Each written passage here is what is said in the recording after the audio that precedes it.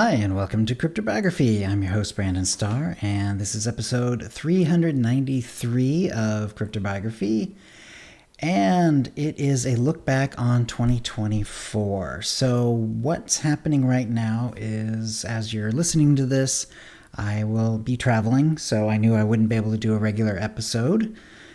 So I decided, happens to be the last one of the year, and I haven't really done this before, but I think it wouldn't be a bad idea to do it either annually or at some other time. And just kind of look back. I mean, this is a podcast about, me writing and putting my writing out there, and I think it's time I sort of look back on it and sort of actually see how things are going. Like, what did we actually write this year, and so on. So as of the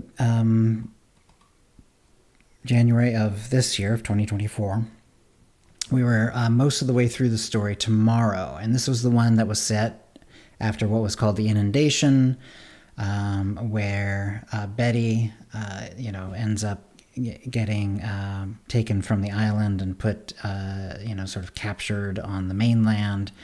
And this is all sort of like basically post-apocalyptic, but it was called the inundation because the apocalypse was sort of like the sudden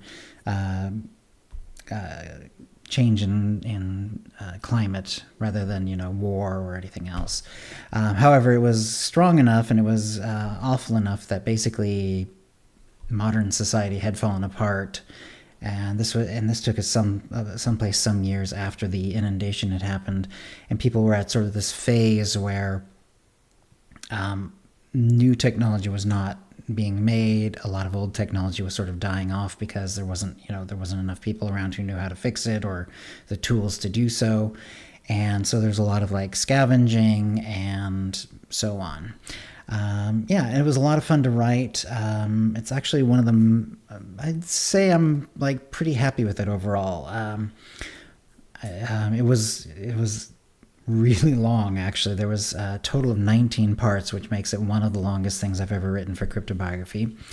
And that actually took up a good, like, not only did it take up, because this happened at the changeover of the year, it took up, most of the end of 2023, as well as like the first, 8 or 10 weeks or so of 2024.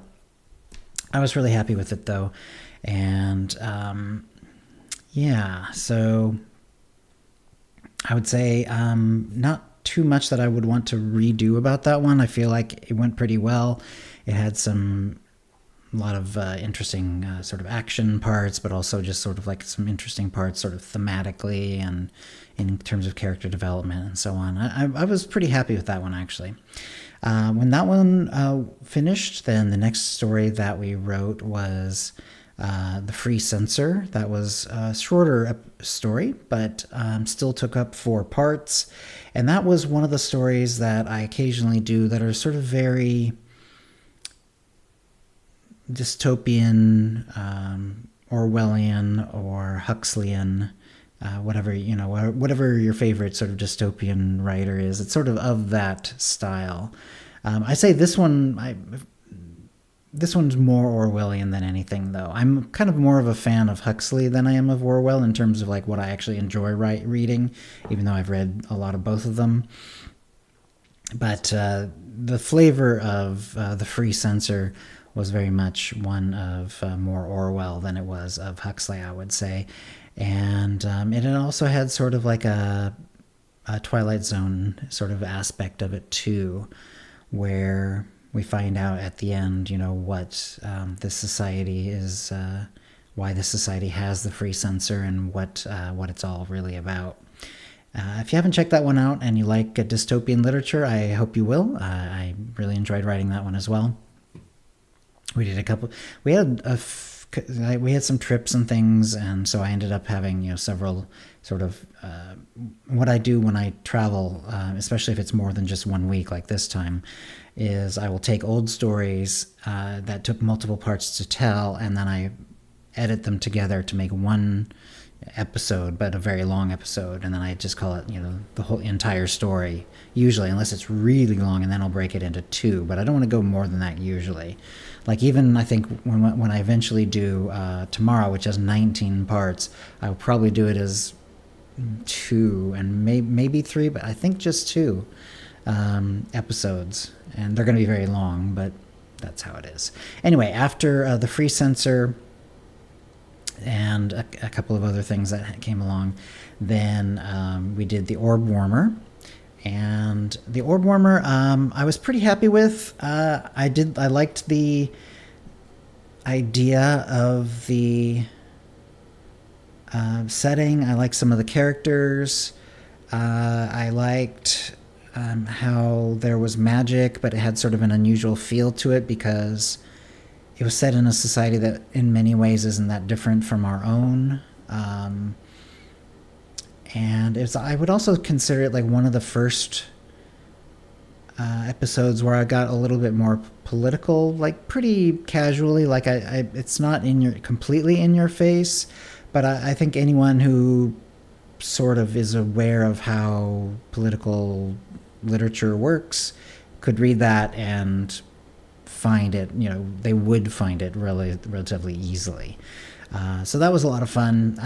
I would say if there's anything wrong with that one episode, it's the same thing that sometimes happens with me.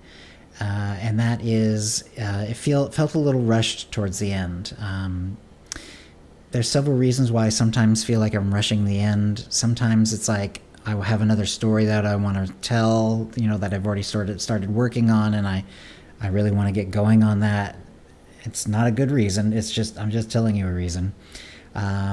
Sometimes it's because I'm actually like kind of done with it. I feel like I'm done with a story. Like I've kind of told the story to as much as I want, and I want to get to the end.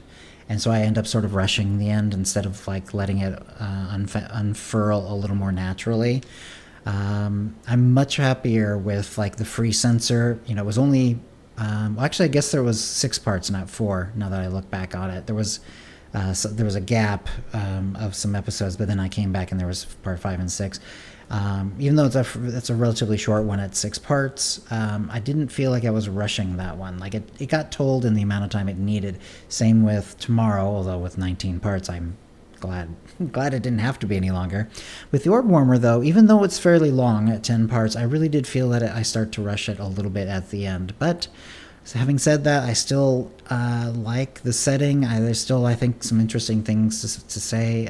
I felt like I had to say about that one, so I like that one.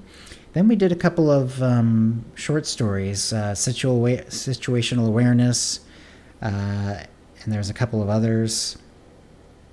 And then all of a sudden, I kind of realized, I'm enjoying this setting. And it's sort of like this weird sort of neo-noir sort of setting where it was like, so we had an assassin who was killing people, but we didn't, we were never given her name. And, but, she was clearly like highly adept at what she did. And, and sometimes she was killing people who kind of, quote unquote deserved it, and sometimes she really wasn't. Anyway, it was sort of interesting, and I haven't really done anything in sort of a noir or neo-noir setting before. There were several of those little one-off, so it's just little short, they were so short that they were almost not really full stories, as they were sort of like little scenes almost. But they were all set, and they started to be all set, and I didn't even mean to do it. It just sort of happened, where I just sort of like started coming up with these little scenes, and they were all kind of ended up being set in the same sort of world, with sort of the same unnamed female assassin character sort of at the heart of it. And so then I ended up writing another one, and I swear I didn't really mean to do that either, and yet it still happened. And that one was called Repercussions. And I called it, in the situational awareness world, or continuity if you prefer. And so, and Repercussions was much longer, and it actually it spoke back about one of the the previous little stories about her, where she ends up killing someone, and then she ends up killing someone who is too powerful, and she can't just escape the way she can normally, because even though she's very, very good, in this case she has killed someone who sort of like sets all these like gears in motion. It becomes very dangerous for her, even though she remains extremely good at what she does and very careful. Anyway, that was a lot of fun. And I was thinking, I kept thinking I should come up with a name for her, but I never quite pulled the trigger on that, and I'm kind of happy I didn't, because I actually kind of like the idea that she uses false identities and so on, but we never learn her name. We never really learn too much about her. We learn a few things about her over the course of the stories, especially Repercussions, but we never learn her name, and she's sort of like she's kind of almost like a ghost. I really enjoyed writing those stories. And then we had The Cemetery Next Door, just a very short story. I really like that story though. It feels, I don't know. There's some stories that, like, even though they're very, very short, I just feel like I connect with them, and I really felt like I connected with that story. Then we had The Chasm, which I'm sure is fine. It's I do this occasionally as well.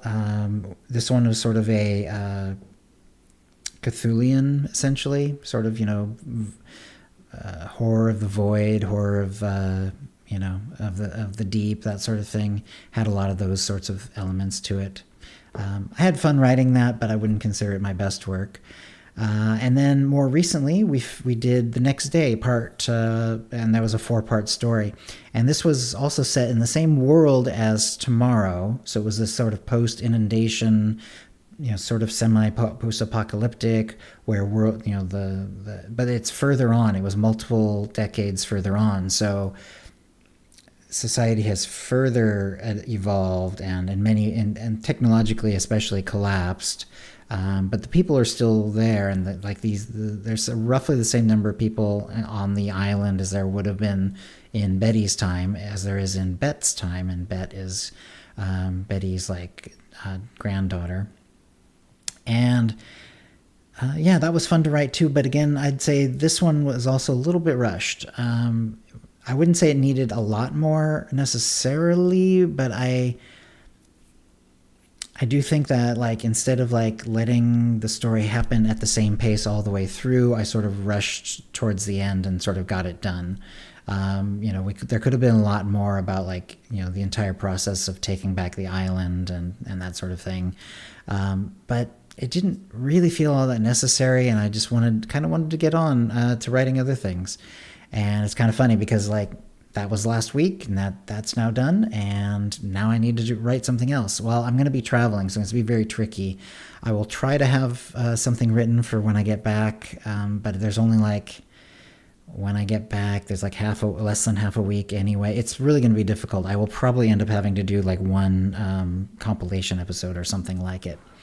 But anyway, so that's 2024. So I would say I'm reasonably happy with my writing. I am not fully happy, and I definitely need to make sure that I let stories take the amount of time they need to take and not try to rush them just because I either am tired of writing, I somehow get tired of the story, or because I want to get to the next story or anything like that. There's and I would say that this year is actually relatively, in many ways, typical as well. I think that's which is interesting. Like I said, I haven't necessarily done neo-noir before, but I've definitely done other, for CryptoBiography, I've done other Cthulhian stories. I've done other sort of Twilight Zone-like stories. I've definitely done other dystopian stories. I've done other post-apocalyptic stories, including a zombie story and some other, and at least a couple of other post-apocalyptic style stories as well. And I, looking back on those, I think a lot of those I would have the same sort of general thoughts of. Like, I think that, usually I'm relatively happy with what I write, but I do there are some things that I don't like, and one of them is I do tend to rush when I look back on the ones from before 2024. So I would say that's like something I need to focus on and work on. But they're not all rushed, and I definitely don't feel like that's like one of the sins that I do on every story or anything like that. But it does happen more than I would like, and it is something that has happened, more than once over time, say over this year even. So it's something I've got to like get a hold of and get better at. Hopefully, if you're listening to this and you listen to some of my previous stories, you feel that I am developing as a writer. I am certainly trying to. And I've really enjoyed the writing this year. I would say that it'll be interesting to sort of see how it goes this next year. There's a lot of things going on in the world and in my life. This year was actually very busy too. Like, I had a lot of weeks that I just ended up having to, because we had travel. I got sick a couple times. I got dizzy for the first time in like a number of years. I had a whole episode about that. Anyway, so I would say that overall, happy with the writing. Need to work on a few things, and we'll just keep working at nailing her down, getting some more good stories out there. And I hope that you're enjoying it.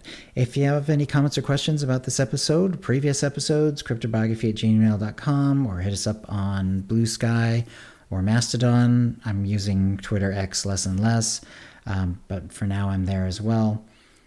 And thanks for listening. Words and music, copyright 2024, Brandon Starr, all rights reserved. And characters and events are fictional, fictionalized, or satirical.